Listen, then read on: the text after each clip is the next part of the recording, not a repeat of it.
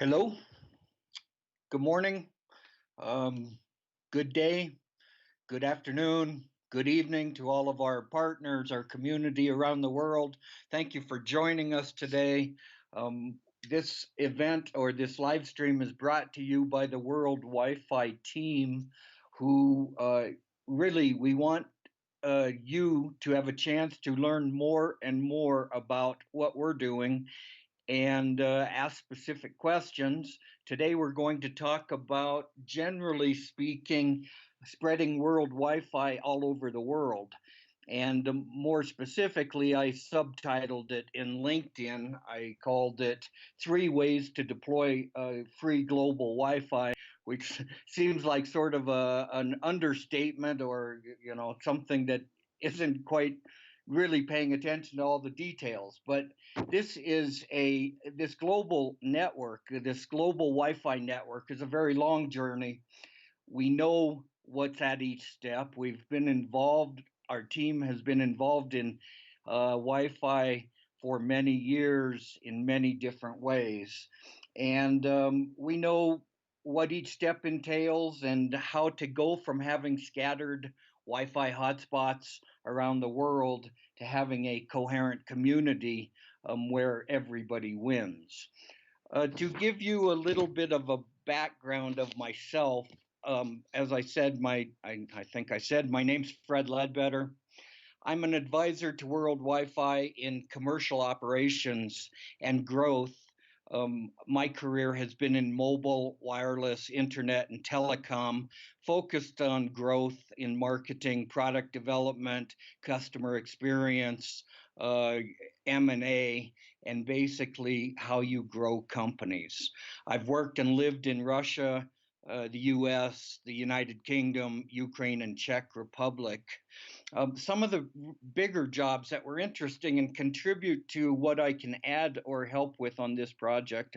I was Chief Commercial Officer for Virgin Connect, which, as most of you know, is Richard Branson's brand, providing broadband services and Wi-Fi in Russia. I was a senior telecom advisor to Monitor Group, which had one of the world's leading innovation and strategy consulting arms, and then was acquired by Deloitte in 2013. The really most relevant experience was as Chief Marketing Officer for Golden Telecom. We positioned Golden Telecom as one of the top 10 fastest growing tech companies in the world. And this was partially based on the Golden Wi-Fi network we deployed out of our group, the product development group. Which was a meshed Wi-Fi network. It had 14,000 access points, and in 2008, that was the largest in the world.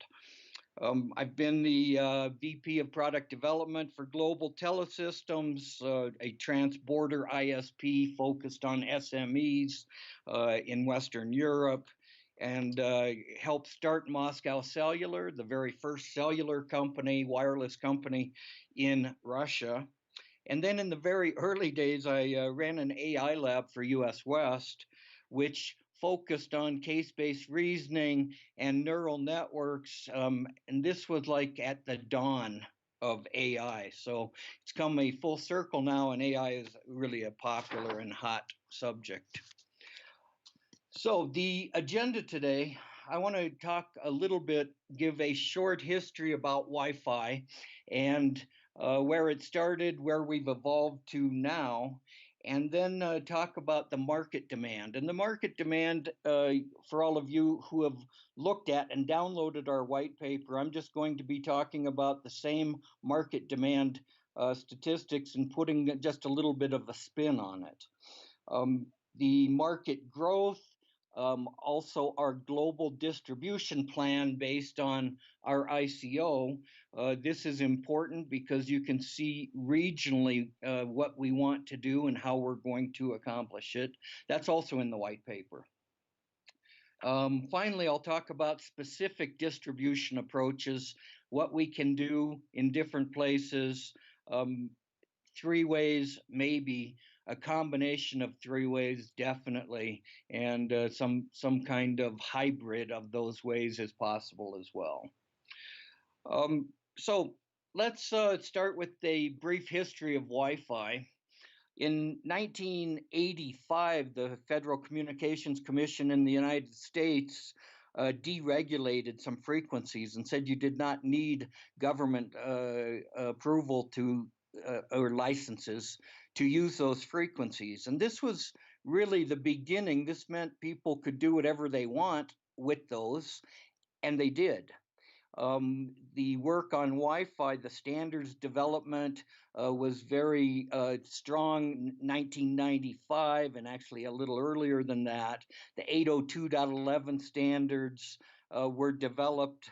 The very first standards were developed. Routers and devices were being developed. Everything to make Wi-Fi work together as a delivery of the internet to an end user. A guy named Vic Hayes has been called the father of Wi-Fi because he chaired the IEEE committee that created the 802.11 standards. That was in 97. In 1999, the Wi-Fi Alliance formed a trade association. They wanted a trademark, a brand for Wi-Fi. They tried a lot of different names. Mostly they were technical names that would never roll off anybody's tongue. Finally, a marketer in the group prevailed, and they picked Wi-Fi for wireless fidelity. This went on to become and is what we know today as Wi-Fi. It's the general trademark for Wi-Fi. In 1999, Apple introduced Wi-Fi as an option on its new iBook computers under the brand name Airport. Initially, all of this was targeted at homes, how to extend a broadband connection to a home and offload some from mobile. During the early popular adoption of 802.11, every now and then I will be checking.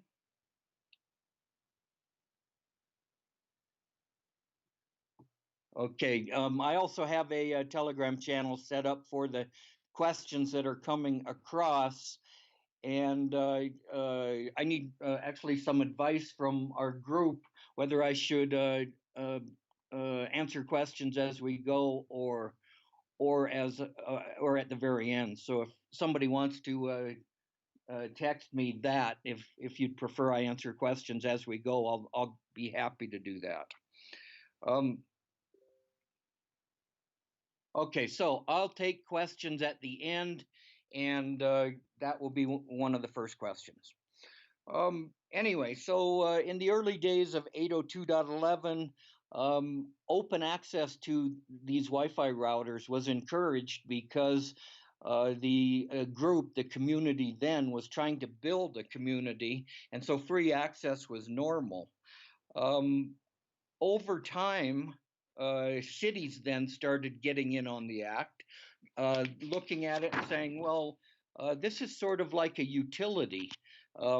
Perhaps we should be providing Wi-Fi in our cities as a utility, and that's around the world. So in 2004, Jerusalem had one of the first citywide Wi-Fi networks in the world. A town in India became second, and then was quickly followed by Sunnyvale, California in the USA, and this is all within 2004, 2005. In 2008 is when we at Golden Telecom launched the largest Wi-Fi network in the world, and again at that point, 14,000 meshed access points. One thing I want to point out now about that is it was a very expensive system because we owned it as a providing company. All of the routers were our capex. All of the backhaul, all of the connectivity was our expense, either on an expense line item or however we decided to set that up. So we had a very nice, elegant network that was fairly expensive. And the business model at that time was to sell Wi-Fi for X amounts, let's say $100 a month for Wi-Fi. And it was a line item. It was an expense for the businesses. For homes, it was expensive proposition as well.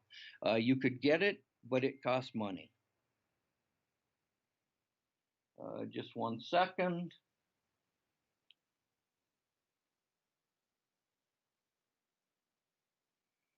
Okay. So with that, that network grew. It was very successful. It helped us become one of the named one of the fastest growing companies in the world by Business Week, and was really a milestone in at least Russian Wi-Fi. Since that time, providing in the United States at least, providing municipal wireless networks is starting to be de-emphasized, and people or cities are not as focused on providing it as a utility as they once were. So now, where have we evolved to?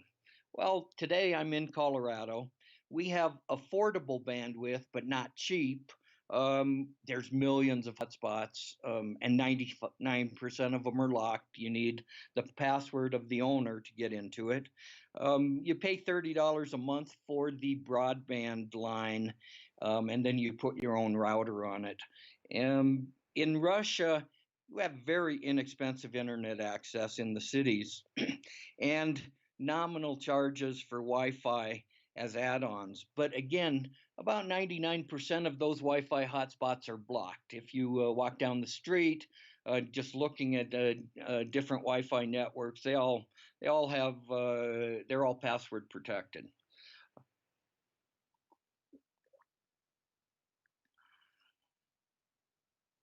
But this is only $8 or $9 a month, and you get some bandwidth speeds that are amazing. Internet access ranges, the broadband line itself is very wide-ranging in cost around the world, $3 to $300. And so in some places, getting fixed internet access is just too expensive. If you check for yourselves, walk down your street, look at your settings, look at the number of Wi-Fi hotspots, you are likely to find many, many, many, and many of them, almost all, will be locked. You will be able to go into some cafes where you can log in. They may give you free Wi-Fi. They may not. They may charge you for that. So it's a hard question, knowing exactly where you're going to be able to go. But you go into a Marriott hotel and they charge you a lot. Most typical business models is that Wi-Fi is charged for by the hour, day, or month, and disconnected from the actual bandwidth charges. You can look at some of the examples, Boingo, T-Mobile, other companies that provide Wi-Fi services, and you can see how much they cost. In different places, different countries have very interesting models. The first I'll use is Cuba. Cuba is just making internet available to the citizens. Their company, ECSTA, sells, it's a government company, it sells Wi-Fi cards. Sometimes those are hard to find. If anyone in the near vicinity of a hotspot has logged on, then you see a lot of people piggybacking. You'll drive down the street and you'll see people standing outside a house around a fence, piggybacking off somebody else's Wi-Fi. This works fine, but what's really going on here is ECSTA is losing money. The Wi-Fi router owner is losing money, and both of them could be making more revenue, make this more successful, and sharing to these people who are piggybacking. The people who are piggybacking would still get free access, but they would be motivated to watch a commercial first, watch a short ad to get onto the Wi-Fi. This would really be an interesting solution. The other interesting thing about Cuba, and in many countries in the world this is the same, but in Cuba there's over 66,000 Airbnb rentals, apartments for rent. And almost always, people who use Airbnb would like to have a router and would like to have a connection. So, how do you provide this to your customers without paying a lot? And you do it by basically offering it for free. There's another model in Bulgaria where World Wi-Fi would be very interesting and could help very much. In Bulgaria, the Data Association has about 40% of the data market. These are ISPs that provide data access. It's more disassociated. It's not quite the same that all data and all mobile operators are the same and offer the same packaging. Um, at least one of these ISPs offers a package where they give their own router owner a small discount if the router owner will open up a second access point and make that available to guests for this ISP, then to try to solicit to be customers. World Wi-Fi is a perfect application here as well, because the home router owners can open up these free access points and attract the people who are around, or the people that are within antenna distance. And so the application there is perfect. Another interesting thing about Bulgaria is along the coastline, cafes and hotels turn off their Wi-Fi at night. It's considered a valuable resource. People are paying for it, and so the cafes figure, well, if nobody's there, why have it on? Well, if nobody's there, still, if it's on and you're making money because of the advertising, this is a really good approach to let guest users access the internet, even if the cafe is not open. So, what do who wants what in this kind of ecosystem? Well, as we've said, the guest users want free quality Wi-Fi. Home router owners actually don't really want to have to do very much. They'd like plug and play, something that is very secure, but that they could share and that they could make some money. This is indeed the shared economy, very similar to Uber, Airbnb on a much smaller scale. A router owner has a router. There's a lot of spare capacity. There's a lot of bandwidth. The router owner rarely uses it. In general, they might use it in the morning, after work. Sometimes there's busy hours. For example, in Moscow, where I'm very familiar with busy hours, it's around 10 or 11 at night. Other than that, routers in many cases are underutilized. Businesses want to minimize an expense line item. Any cafes, it's always a line item. So if they can make some sort of money on this, offering the Wi-Fi to their guests in the same model, this offsets the line item expense. And I haven't mentioned this yet, but all of you who are familiar with World Wi-Fi know that we plan to provide our advertisers with better targeting and lower prices. There's many different advertising models. A lot of them have mostly opaque results. So 40% of an online ad budget goes to some agent in the middle instead of directly in the chain. So the advertisers are very important in this kind of virtuous cycle as well. And we have three main players: the guest owner, the home router owner, the guest user, the home router owner, and the advertiser. So that's sort of the history.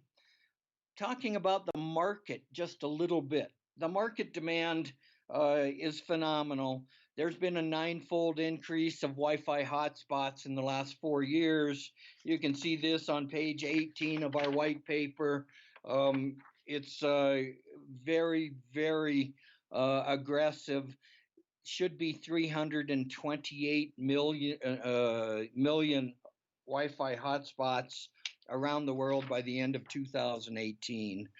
82% of these are household Wi-Fi access points. So 82% have Wi-Fi, they're underutilizing it. It would be nice if they could make some money, and probably they're in locations where there's other people around. 18% are publicly controlled Wi-Fi access points, say places like public parks or municipal or things like that. The increase has been 900% over the last 4 years, and this again is on page 17 in our white paper. And then another key fact for us, a real driving the proposition, is monetization. So if the world advertising budget is 547 billion, and that's Statista.com figure, and 229 billion of that is internet advertising, which also comes from Statista.com. And then Cisco tells us that 53% of the worldwide internet traffic comes through Wi-Fi. So we have a natural medium, a natural vehicle for presenting advertising to the end user, to the guest user. The global deployment of the Wi-Fi network for World Wi-Fi is based on our ICO and the amount we raise in the token sale. You can see it on page 23 in our white paper. Stage 1 was our minimum. That was Eastern and Central Europe, and you can see countries outlined. And stage 2 gets bigger, but generally what you see as you go across these stages is we increase. We call it regionally, but it's country by country, and each country has its own distribution plan based on the country.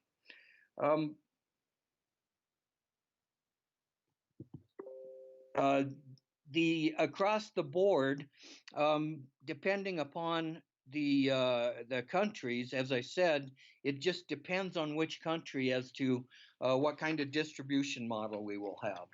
So some specific distribution models, and specifically, how will we get to the type of numbers that we are targeting? How will we distribute in different countries? Well, the first is probably apparent and obvious. We will collaborate with mobile operators, ISPs, and others who are offering data services. It's a natural fit. Our service, the World Wi-Fi service, is a natural value add for an ISP who's selling fixed plus a Wi-Fi router. This makes the router more valuable for their customer, and it actually provides a revenue stream to the ISP itself. It's the same thing with mobile operators, any telecom operator that provides connectivity and Wi-Fi. Another way, of course, is through router distribution.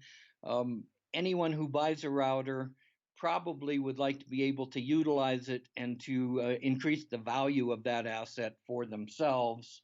So we will collaborate with router distributors and in retail.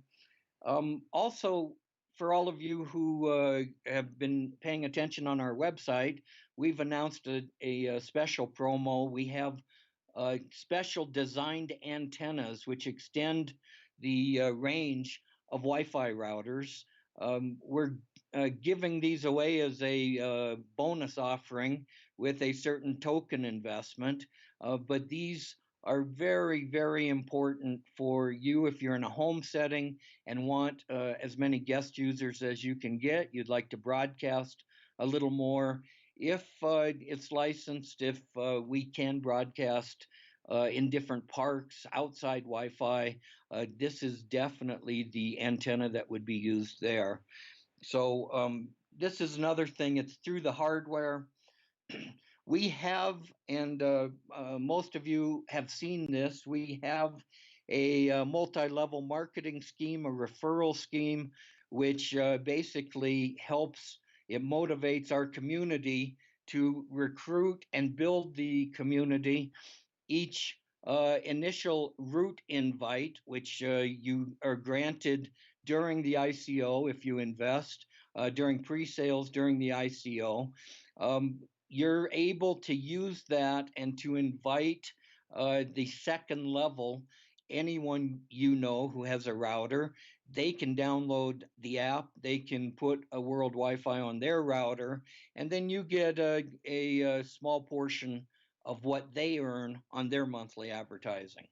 The business model for each level is also in the white paper, so you can see how it's distributed, how we go from a first level, a top level, down to the second level and the third. We think the referral program will be very effective. And as a referral invite owner, you can build a network. So you'll be your own network operator, just based on your own efforts for you distributing. So let's see, the last thing I want to talk about just a little bit is our target. Our target is 20 million Wi-Fi routers in 3 years. There's 328 million now, or will be by the end of this year. In 3 years, you can see by the growth, there will be many, many more. 20 million is a pretty small number. So the challenge for us will be, how do we get this system out? How do we get people to know about it?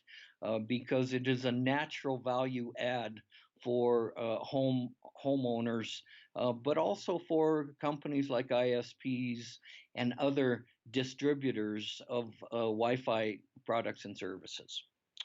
Okay, so that's the end of the prepared comments. I can take a look here and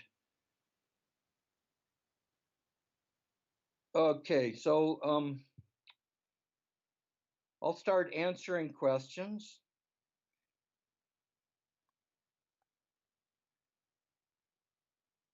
The first question I got from Japan. We believe expanding in Japan will be successful. Is it difficult to start business in Japan, as there are a lot of rivals present now? Well, the business, the actual Wi-Fi business, is at a router level. So for you to connect, you're just as a normal individual.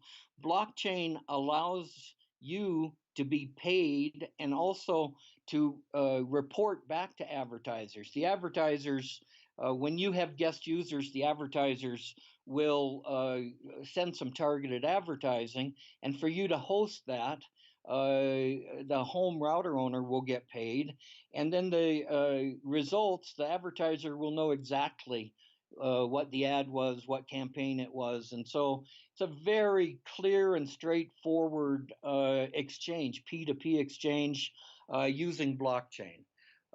Growing that is not is really up to the efforts of the individual. So in terms of rivals, this depends on your efforts to build your own network. If you can do a competitive evaluation on products, in my product management days, you had to know what all your competitors' products were doing. We haven't seen anyone else who's being able to distribute over the global, over the internet, and being able to actually start up a business completely to getting paid. So maybe your competitors have that. In terms of, but I doubt it. In terms of the competition, though, exactly, the competition is how you can get, or the factor is how you can set up your guest user access point and get attract guest users as they are walking by or in the vicinity.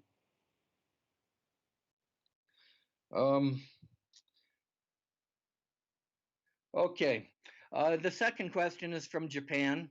Will the advertisement be displayed based on needs of the audience who previously used shared free internet? Yes. What happens when a guest user comes, they log on, and basically their log on information is sent back. If they log on via their email address, via Facebook, it's sent back to our ad serving company, which has campaigns set up. It is matched with other specific public domain information, just like all advertisers do it, so that we can send some content-based advertising, but also geographically based, because we'll know exactly where they are as well. So yes, the advertising, the user, the guest user, will get specific specific targeted ads based on their profile. Third question is from Japan. Japan will hold the Olympic Games in 2020. Will the Wi-Fi environment expand enough to provide free internet during the games? 2020 is 2 years off. If we look at our deployment plan for Japan, that is, again, if I'm just looking back here through my notes. So Japan is in stage 5. Nope, stage 4. So we're very close to having raised the amount we need for deployment in Japan. So the simple answer is yes, it will be available. And in fact, for the Olympics, promotion for local distributors would be to homeowners and router owners there. Here, we're having the Olympics. We're going to have guest users. This can be a big promotion for the 2020 Olympics. You can advertise all kinds of stuff to your guest users. You can advertise about the Olympics. You can advertise about specials, all of the things. But the 2020 Olympics is a perfect opportunity for a gigantic free Wi-Fi event. Okay. Would the world Wi-Fi cost citizens to use it? Can I get a free Wi-Fi within my cabin, shed, or house? World Wi-Fi will basically be free for guest users, but to host a guest user, there has to be a router from a homeowner, and there needs to be connectivity. There needs to be some sort of 10 megabit line or whatever you happen to have, depending upon your provider. And those are normally offered by local ISPs, local telephone companies, local hybrids like Comcast in the United States. So the Wi-Fi access is free for guest users, but setting up the original router is the homeowner's expense. And so you can get free Wi-Fi within your cabin, shed, or house if you're right next door to a person who has a Wi-Fi router. In fact, you could basically, if you know your neighbor, you could go to them and say, why don't you download World Wi-Fi and I will use it a lot, and then you'll get paid this advertising revenue, and everybody will be happy. And so then you'll have free Wi-Fi. Your neighbor will be getting some advertising revenues. You'll need to watch a short video for each one of your sessions, but you can negotiate with your neighbor about how many sessions and things like that. So, yes, it's possible. What's unique in your product? Uh, the unique things are that it's going to be plug and play. You can download it. The homeowner can download it, and then it'll be set up. So there'll be two access spots, very easy to set up. Another thing that's very unique is that the guest user will be presented with context-based content advertising based on geolocations, based on context. And that will be matched right at the time of logging on. Which will be unique. But then the other unique piece about our product is the peer-to-peer advertising setup. The advertisers who run campaigns already have target lists of their targets should meet these certain criteria, certain age groups, certain income levels, on and on and on, which all that data is normally connected, and it's available. It's available from a number of different sources. It's almost always public. That will then target the ad. The ad will go to the guest user, and that'll be about 40% of the cost of going through an agency. Then another unique thing about our product is that ad will be shown to the guest user, and once it's shown, it goes back to the advertiser's dashboard. And specifically, you know that there was a view. It's kind of opaque sometimes now when you do online campaigns about what your reach really was, how many views there really were. Using blockchain, this will be specific. You will know that X number of guest users saw ads from your campaign. How will you provide this Wi-Fi for South African people who have joined, and how much data and coverage will be? Which network? Okay, very good. Uh, the World Wi-Fi is applicable in many countries. It's not, in fact, in most countries where there is internet access, world Wi-Fi is applicable. In some countries, they rely on satellites, and because it's so sparse, the infrastructure is very expensive to plant fiber over extended different distances. So the key is in any country, there has to be internet access available. It has to be available through, it can be fixed wireless, it can be fixed lines, It can't be dial up like the old days because that's way too slow. But it basically has to be a point where internet is delivered. Like I said, satellite.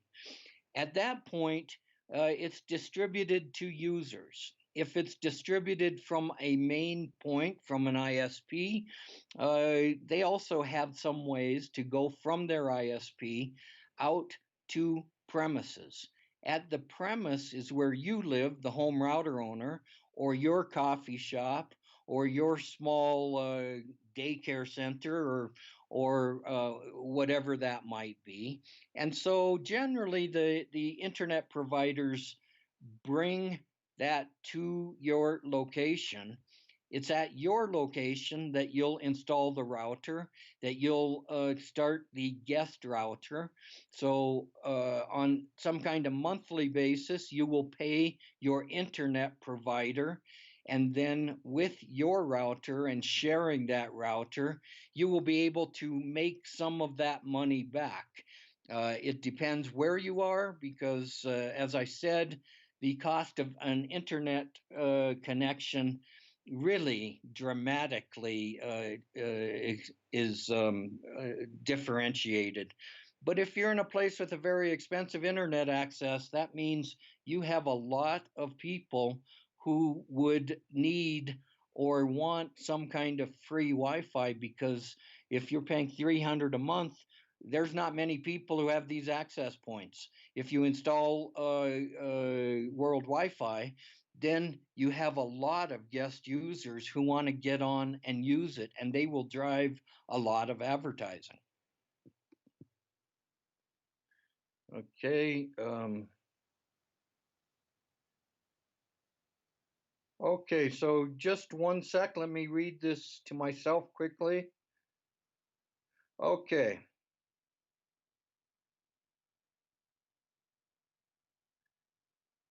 Okay, so this to summarize it, the question. The, this person is very concerned about security, that there might be some possibility to hack at the access point level. And the access point, the routers, again, these are two almost physically separate access points. You're not using the same access point. What has happened, or some of the big cases of hacking that you see, is people will go into a coffee shop and they're all using the same unprotected access point. So it's pretty easy for somebody to hack into somebody else. You're using the same frequencies, everything's flying around. You need to use a VPN. And actually, when you're using wireless, it's a good idea to use a VPN anyway, just out of principle. But with the World Wi-Fi product, these are two separate access points. You're not in the same space at all. They're separated by software. We, of course, are trying our best to hack it ourselves to make sure that it cannot be hacked, that the guest user, will never see the home router owner's system or their network or be able to get into their computer, but also vice versa. We don't want the home router owner to get into the guest user's computer or network. The home router owner can set the sessions, can throttle things down, like if their guest is using a torrent, that's not really a good thing to be doing for free Wi-Fi, and the ISP might notice it and shut down the homeowner. So the homeowner has the right and the ability to throttle down the bandwidth, but not to ever get into the guest user's network or onto their computer.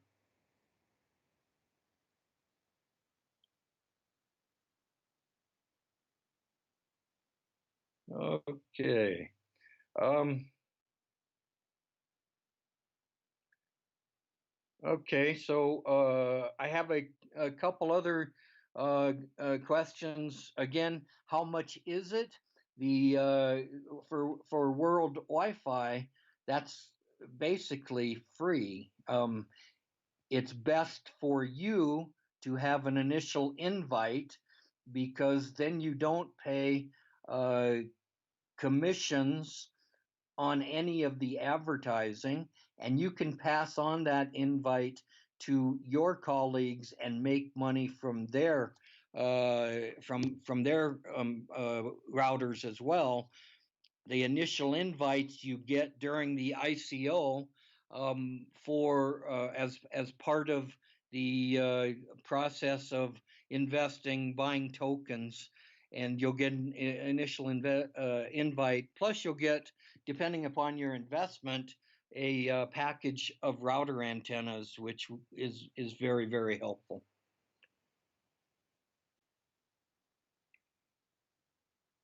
Okay. So I have text that I can't read.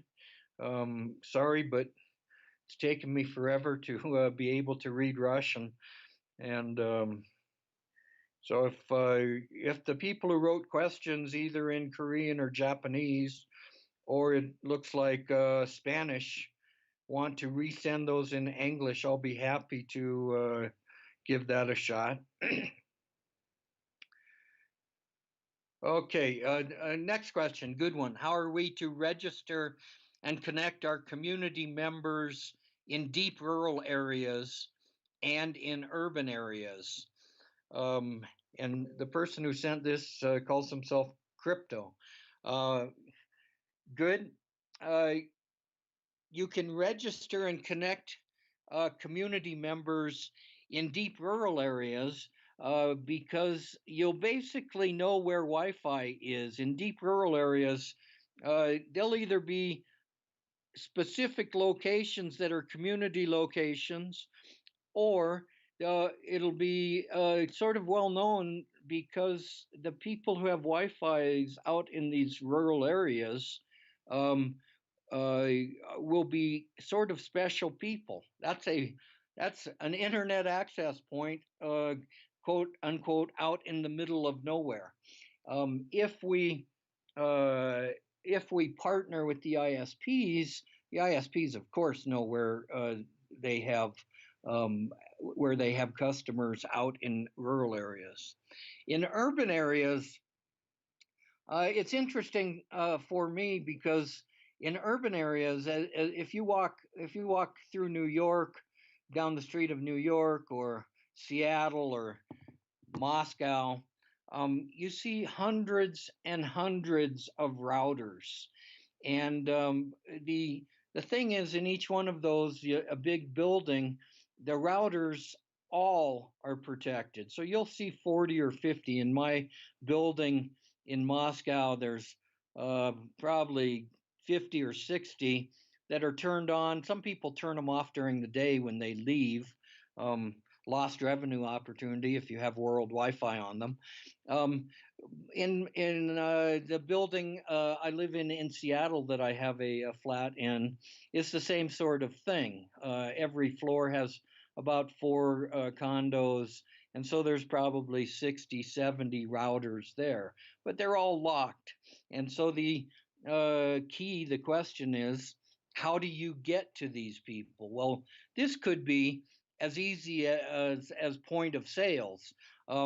You distribute mailings to these building uh, flat owners in a normal way, either drop it off in their mailbox or do some sort of local in present in face to face, because they need to know it's available. They need to know that if they would open it up, they can make some money.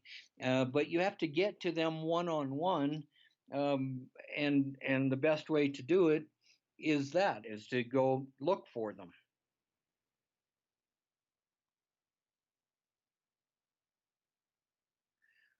Is your project in competition with the ambitious plans of OneWeb US? Um, I You'll have to remind me the fundamentals of that. There is another global Wi-Fi ICO company, which sounds sort of like us, but when you read their white paper and their perspectives, how they're going to do business, they want to sell cards for tokens and then have Wi-Fi router owners accept those cards, sort of like the Cuban model where the government sells cards to anyone who wants Wi-Fi. This will mean that uh, the traveler, the person who will need Wi-Fi, will need to go somewhere and buy a Wi-Fi card with their tokens, and then you have some amount of your token, your money tied up in this card during your traveling. So, um, the rest of their uh, the rest of the model doesn't look bad, but the distribution, getting people to use it, looks like it could be problematic. Um, just a sec, maybe I. Okay, so.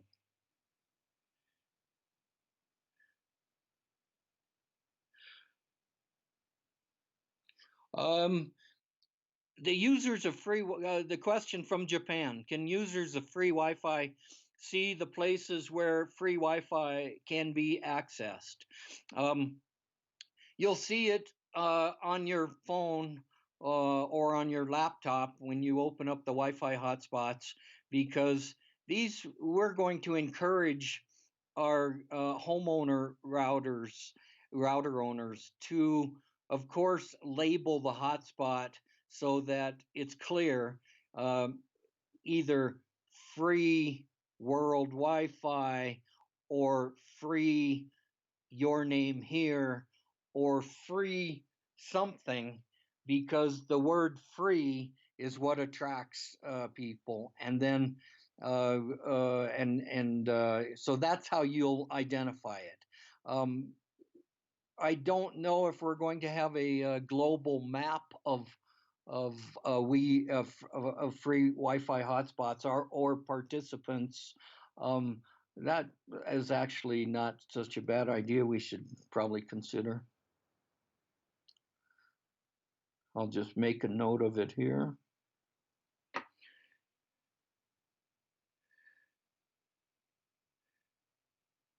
Is the next from Korea? Is the token price per ad view fixed? Wouldn't there be a limitation for maximum token price if the number of ad views per token is fixed? One we token is 10 ad views. Since the token is not divided into decimals, 10 ad views equals zero point 0.3. So the we token price won't be expected to be higher than zero point 0.3, since you cannot purchase less than one we token in the platform. Um, that's a more complicated question, and I'd like to get back to you specifically on that. So if you could send your details, I'll be happy to do that. We have actually, based on the user and the guest user and what their profile looks like, we also do some segmentation. And if they're a frequent buyer online and have good financial stability and all of the things that are collected and go into something, this is a more valuable user. And so the advertising will cost more for a demonstratedly higher value user. Now, this user will also be the targeted in the advertiser's campaign. Advertiser will know they're looking for more valuable people and be willing to pay a little bit more. But the whole dynamics of the we token and the advertising, I'd like to have a chance to get back to you, either one-on-one or have one of our people from World Wi-Fi, one of our experts, talk to you.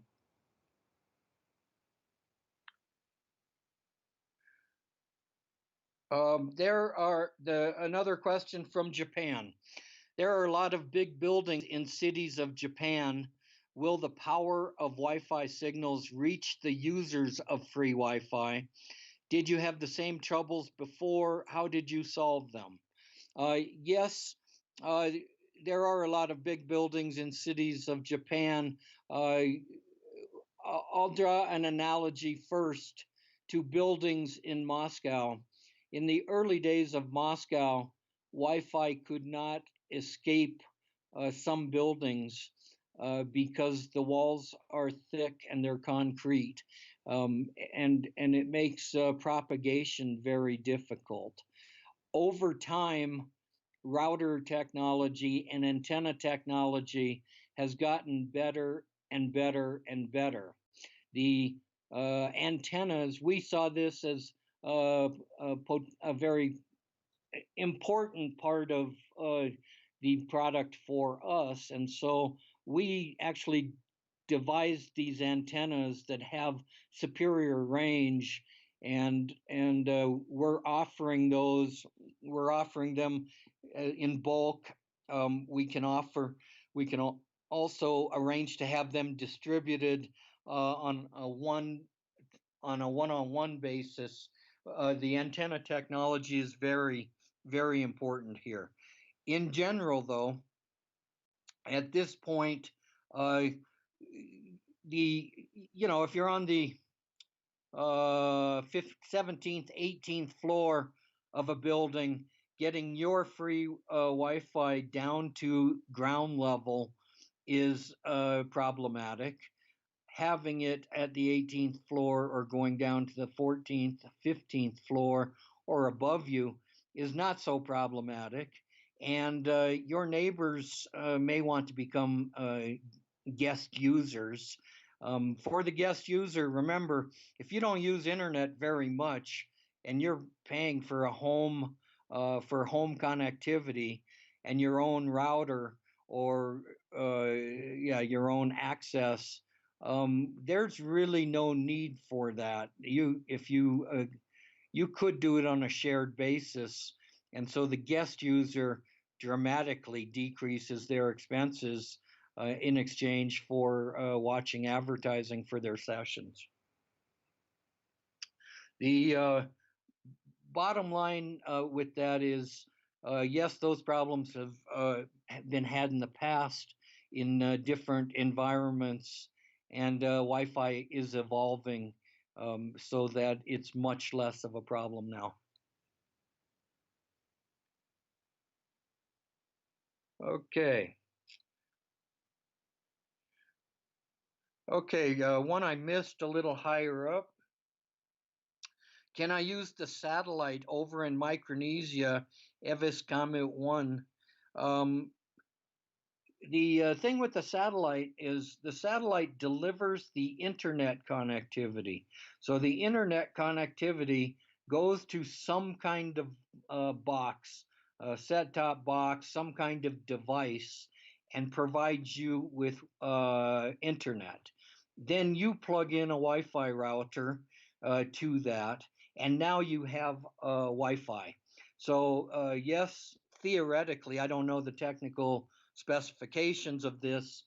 I could have our technical guys get back to you if you send the question with your contact, and they can get back to you. But from my point of view, yes, there's no particular reason that you couldn't you couldn't connect world Wi-Fi on the end of this satellite link. This also says, what are the requirements to qualify for the world Wi-Fi? Well, your requirements are basically you own a home router, you have some internet connectivity, and you want to open up a guest user free access point. At that point, you'll earn advertising just by providing this access to your guest users. If you want to do this in a bigger way, we don't have any particular we don't have any particular requirements for you growing a network of Wi-Fi users. It will be more profitable for you if you get an initial invite, a route invite during our ICO, and that's with a minimum token buy, and that's detailed on in our white paper as well. But if you buy a set number of tokens during the ICO, you have this initial invite, and the initial invite is more valuable for you in the future because you can build a bigger network and make more money off of the network that you create.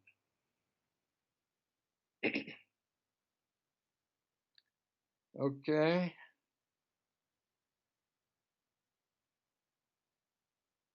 Just 1 second. Do all members of World Wi-Fi Quality to have access to the Wi-Fi network? If so, what are the requirements? As I live in Ghana in West Africa. Thank you. That's a good question. Again, the need is to have a internet connection, and an internet connection, 10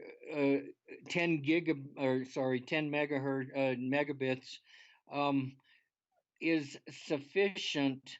But as most people know, the higher the connection, the better the throughput. That works with or without wireless. So, for example, in one location, I have 20 down and 10 up. In Moscow, I have about 100 down and 100 up. It's very competitive there. But you need an internet connection of some type, and then you can connect a router to it, and you can host the world Wi-Fi service as well.